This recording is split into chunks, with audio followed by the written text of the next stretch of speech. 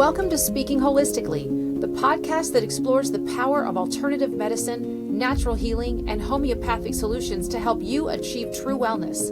Each week, Dr. Jen and Amy G dive into the world of holistic health, discussing researched, time-tested remedies with expert insights from Dr. Jen, as well as real-life stories from patients to empower you to take charge of your health. So if you're ready to embrace a more natural path to wellness, let's start speaking holistically, because true healing begins from within.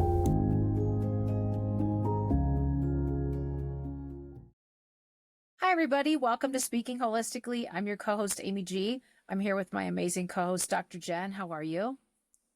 Wonderful. How are you, Amy? I'm good. So we are doing a common health concerns episode. What common health concern are we talking about today? So we're going to go over UTIs. Oh, this is a big one.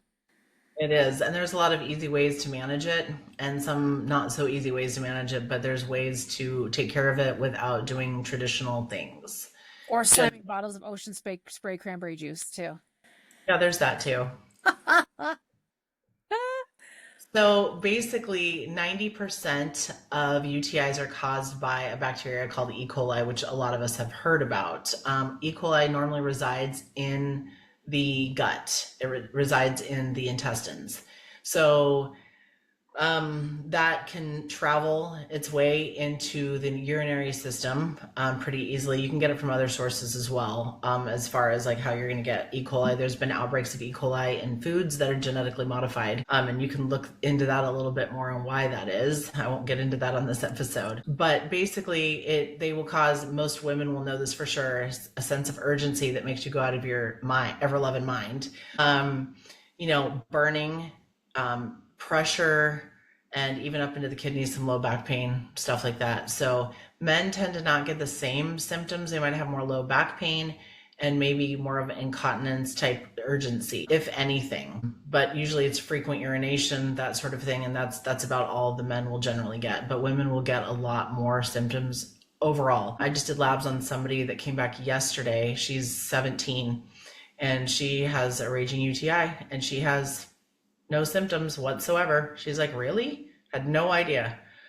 And I was asking her questions like, do you have this? Do you have this? Do you have it? And she goes, no, I mean, I guess a little bit, like I feel like I have to go to the bathroom. But her mom's like, yeah, she holds it. She holds it because she doesn't want to stop reading.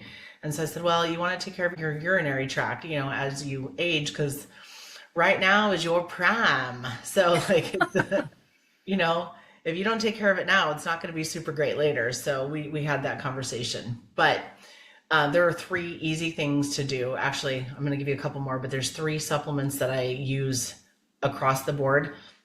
And I have about a 99% success rate using those to help support the body so the body can fight off the UTI. One is, just flash them here, is Goldenseal.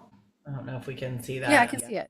Yeah. So Goldenseal, not all Goldenseals are created equal. I will definitely say that. And, there's a lot of people like, oh, standard process. I know, I've heard. I'm like, I know, but their products work. They work, and I know the quality. They have 14 PhDs working in their lab right now. I've been to their facility multiple times to see how they process things, how they clean the machines. I've been to their farm up in Palmyra, Wisconsin. I take this stuff very seriously. If I'm going to go use an essential oil, I'm going to see where this is being processed and how it's being handled. So I don't just, hey, I'm selling this because it sounds like a great idea. Like, these are all things I use for myself. So Goldenseal, they can pull some of the active ingredient out and still call it Goldenseal. So you might have to take, like, I found taking one of these is equivalent to taking 7 to 10 of some of the other companies. So wow. People are like, well, this is so expensive. I'm like, not really when you're taking 70 of the other brand every day. Like, I don't know what that's going to do to your gut, So I will generally do 4 to 6 of these guys a day, depending on where they're at. I do cranberry complex, and I do 4 to 6 of those a day as well. And then I use this probiotic. Okay. So this is PB8. This is a regular capsule. It's a gelatin capsule. They also have a vegetarian capsule that comes with a green label. And that's the only difference. But that has 8 different strains of probiotic and a prebiotic in it as well to help keep it in your gut. This contains, one of the probiotics that it contains is rhamnosus. So lactobacillus rhamnosus, and it is one of the ones that's kind of more important for women. And so it tends to work really well. I use actually PB8. I use that with kids, newborns. You put me on it once. I've been on it before. Yeah. No, I mean, it's inexpensive and it's actually really, really, really good. Like if, babies are colicky or whatever, sometimes I'll have the parents open up a capsule and dump a little bit in their, into their mouth, and instantly their stomach just calms down. It's absolutely crazy. Wow. So, but anyway, doing those 3 will help tremendously. The other thing I have people do, absolutely no alcohol, which they never want to hear. Absolutely no caffeine, which is another one they don't want to hear, and absolutely no sugar or chocolate. Okay. So, oh my goodness, these are some tough messages. Dr. Buzzkill right here, right? So, no, I mean, if you want to get rid of it, this is the thing. You can't expect to get healthy by still adding things that are creating an inflammatory response in the body. Does it normally cause it? No, but when you have an infection like that, it's going to ramp up that inflammation. So I generally have patients take this for 10 days. Whether or not they feel perfect, I'm like, listen, I don't care if you feel great in 24 hours, which generally after the first doses, and I don't have people take, like, I won't have you take 2 of them 3 times a day. I'll have you take 3, and then like 2 hours later or an hour later, take the other dose of it and hit it hard and hit it fast at the beginning. And usually within an hour, they're actually asymptomatic or feeling significantly better. God, that's incredible. So I tell them, just because you're feeling better doesn't mean it's gone. So you want to keep taking it so that you don't end up with, a bigger issue doing something else. So that is super, super helpful. The other thing I find that is with UTIs, there's generally some sort of a yeast component, a candida type component, which is where that probiotic comes into play. And I generally have people do the probiotics, 1 to 3 of them. If the bowels get too loose, back off on it a little bit, don't stop it. If you're constipated, increase it a little bit. If it's just right, just leave it alone, just kind of play with it. But a lot of women, are getting UTIs from intimacy with their husbands. You handled that well. Well, I was trying to figure out how to word it. I actually have had quite a few patients where they will take antibiotics prophylactically, so prior to having intimate relations with their husbands, so they don't get a UTI. I actually had one of my patients 25 years of taking antibiotics before intimate relations, so that she didn't get any more UTIs because she was absolutely miserable. So wow. I got a hold of her husband and I said, okay, that's what we're going to do. No more beer. No more fermented alcohol whatsoever, like high fermentation. Obviously, most, if not all, alcohol has some fermentation aspect to it. But I said, okay, let's try martinis instead of beer and wine. Let's get off the beer and wine, okay? So we did that and gave him some oregano. So generally I recommend ADP is the product name, and it's dry oregano. So it's super, super, super gentle on your stomach, because oregano can be pretty intense for a lot of people. And no processed carbohydrates, no processed sugar, and I prefer no alcohol for the time being, but I don't always get compliance on that, especially with the guys. Because, they're not the ones getting the UTIs. So they're like, I don't get it. I don't understand. I'm like, well, you would if you got one, You might think differently. You might do this. So anyway, even if they don't change that, the ADP can be helpful. But anyway, her husband did concede and said, okay, I won't do this. Let's try it out. So he stopped that. He just started drinking martinis and stopped the beer and the wine, did this protocol, like the ADP. And then after we're done doing that for about 6 weeks, then we generally recolonize the gut with the probiotic. Not always, but generally. And voila, she's never had another UTI. Wow. 18 years. Whoa, 18 years. But she went the first 25 years taking it, 2 to 3 times a week? All I can which think of jacked up her gut for years and years. I was going to say, yeah. And her poor liver having to process that. Oh. Yeah, and the research of what long-term and, antibiotics do to your body. Those kind of things can be super, super helpful, but always caffeine, chocolate, sugar, which, alcohol is a sugar, let's be real. Yeah. So that can make a huge difference with it. And like I said, most people, especially women, have instant relief. Relief, yeah. Literally almost, I mean, it feels practically instant. So one of my kids was having a UTI and I didn't know because he didn't complain about anything, but we'd go get in the car and he's like, oh, I have to go to the bathroom. And he'd run to the bathroom. And I was like, okay, well, he's little. What, I don't know. Maybe he's just too busy doing something else. And then all of a sudden when he has to go do something, he remembers. I don't know. Right. So anyway, I figured it out. It was crazy. And so I started giving him Goldenseal and the cranberry complex. He was probably 6. And the urgency completely stopped. And that was the only symptom he had was urgency. Wow. So, yeah, it made a huge, huge, huge difference. So the thing is, especially a lot of us, I'm just going to do one more thing. I'm going to do one more thing. I'm going to make one more phone call. I want to finish this one thing. And then it's like, your bladder can keep stretching to a certain degree, but the longer the urine's in there, the more that bacteria colonizes, right? And it can go up into the ureters, up into the kidneys and create a kidney infection. So, those kidneys you absolutely want to take care of. You don't want to be on dialysis. You don't want to, and not that you're going to be on that from one kidney infection, but you just want to make sure that you're taking care of your body, honoring it, listening to it. If it's telling you, hey, go pee, you might want to just do it.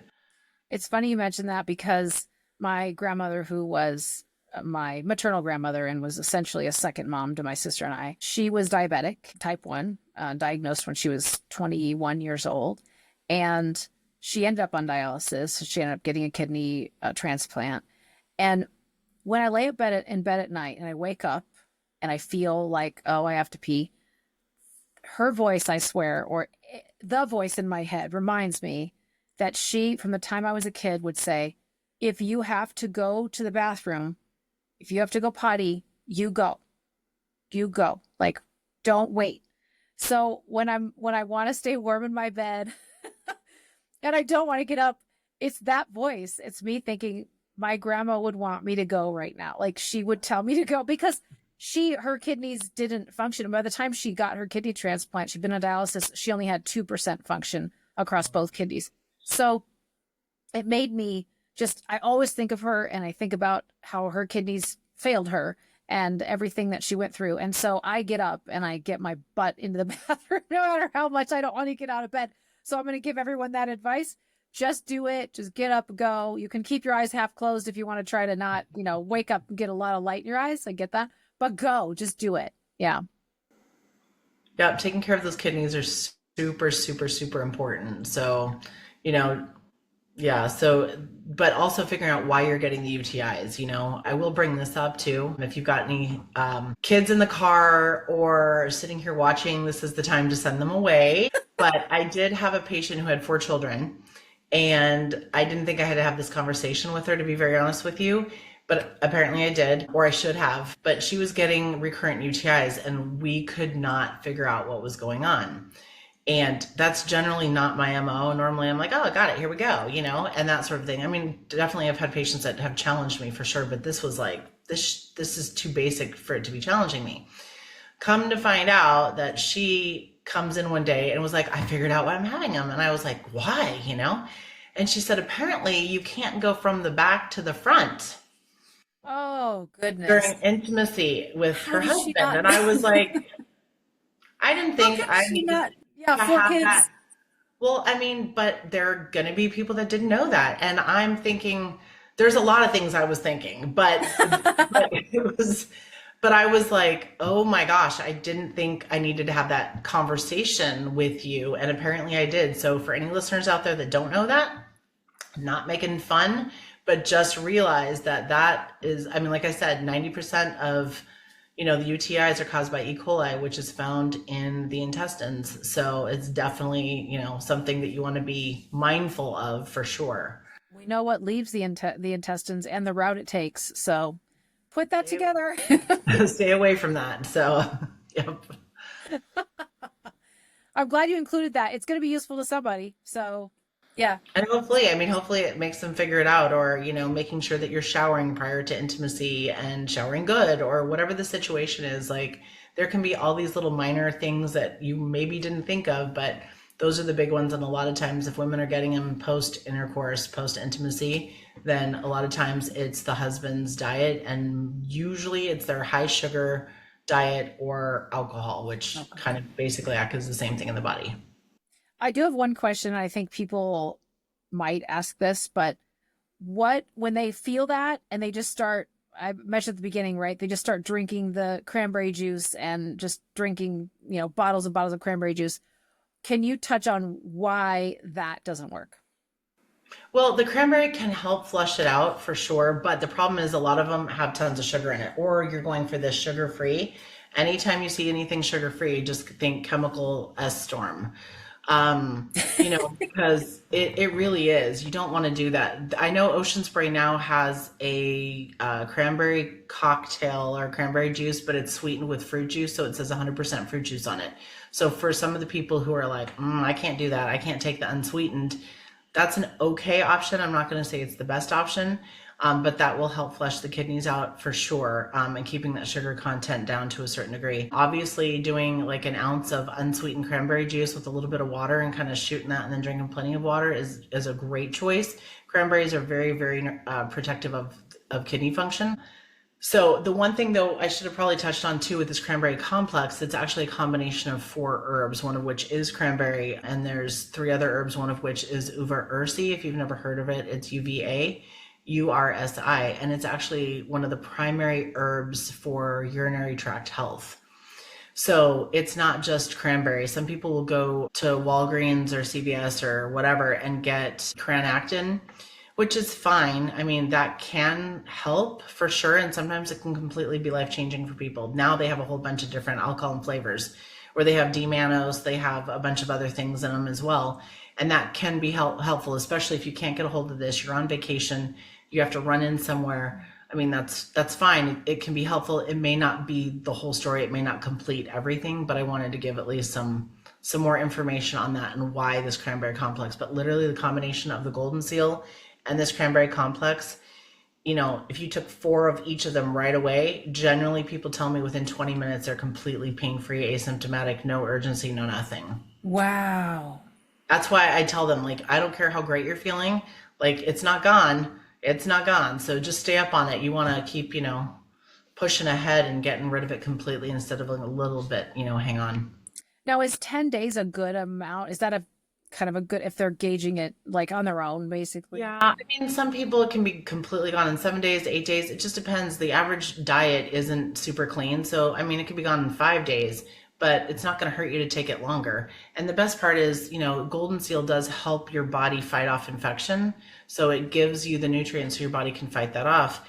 And it's, it has similar, I have to be careful how I word this, but it does help with bacterial overgrowth issues, and it won't give you a secondary yeast infection like a lot of pharmaceutical antibiotics. So that's the benefit of it is, I mean, I've used Goldenseal for tooth abscesses, spider bites, infected spider bites, UTIs, obviously, food poisoning, stuff like that. I mean, wow. It's one of those things that I literally do not leave on vacation without an entirely full bottle of it.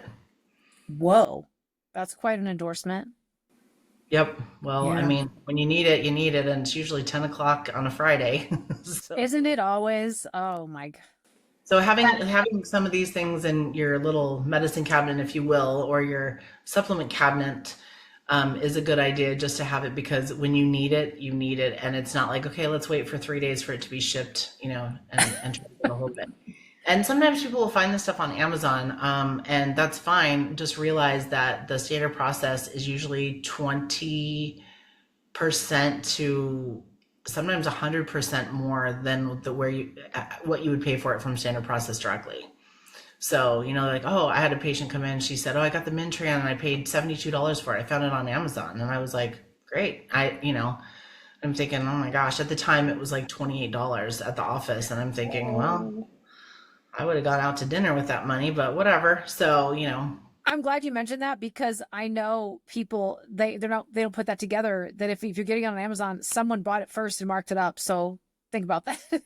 And not always. I mean, sometimes some of the stuff is a little bit cheaper on Amazon for sure. And I mean, I buy stuff on Amazon all the time, but I'm also picky at what I do. I also know how this is being stored at their facility. I know how it's being managed. It's not sitting in some hot warehouse at, 100 degrees for, 3 months, 4 months, something like that. So it's, certain things, absolutely. Other things, absolutely not. And, if you don't have to pay the extra money to get the same product, you might as well have it on hand. Yeah, absolutely. And I'll be sure to put the link in the show notes so people can get that, as well as the other supplements that you mentioned. So that triad of of supplements. So very interesting. Yeah, I love this topic. This is something, I mean, we put this in a common health concerns bucket because it's a big issue, right? I mean, everybody deals with these at some point in their lives, I feel like. I don't know how many people get away unscathed without a UTI at some point. So, well, thank you so much, Dr. Jen. This was great. And thanks, everybody. And just want to talk just really quick, our school community. We have a great community. We have all kinds of content, including our podcast episodes, live Q&As, and an interactive community. So if you want to join, click the link below. Thank you guys so much. Thank you, Dr. Jen, as always. Bye, everybody. Bye.